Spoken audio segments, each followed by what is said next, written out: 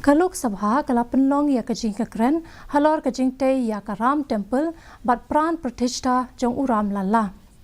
Ha kajing stang jong kani kajing kekren UMP ka BJP u Dr. Satya Pal Singh uloong ba ka pran pratishtha jong uram lala minha ka artarik jong ubnai balala ha yodhya ka long ka bansa jingkin mau.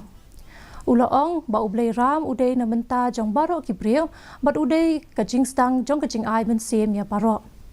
Ugorov Gogoi jang kaseng Kongres uloong ba mano kimla banlong ki riunget pasisha jong ublay ram lada ki penmi ya kajing yashun. Ukenno ba ka BJP kawan rak shibon kajing yashun ha ka ba kalaklet ya kariti sensyar.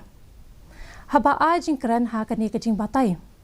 Ka menteri khana badai pet ya katnat rural development ka Sadvi Niranjan Joyti kalaong ba kalong ka bababok ha ka ba kalayadon benta ha kajing ya keren banyatai हलोर का राम टेम्पल हैं भगवान राम हम सब के पूर्वज भी हैं और हम सब के लिए प्रेरणा भी है और इसलिए उनके जमाने क्योंकि उनके जमाने में आजकल के जो मत संप्रदाय और पंथ जो चलते हैं हिंदू मुस्लिम सिख ईसाई ऐसा उनके जमाने में कुछ भी नहीं था।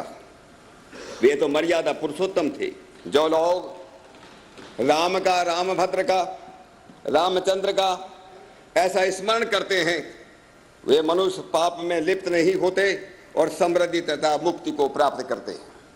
और इसलिए हम सब लोग इस सदन के हम ही सभी सांसद आज भगवान राम पर जब हम लोग चर्चा करते हैं मुझको लगता है जैसे कोई राम कथा होती है, कहीं वेदों की कथा होती है, सबको पुण्य का अर्जन होता है। आज राम कथा की चर्चा करके हम सब लोग निश्चित रूप से पुण्य का अर्जन करने वाले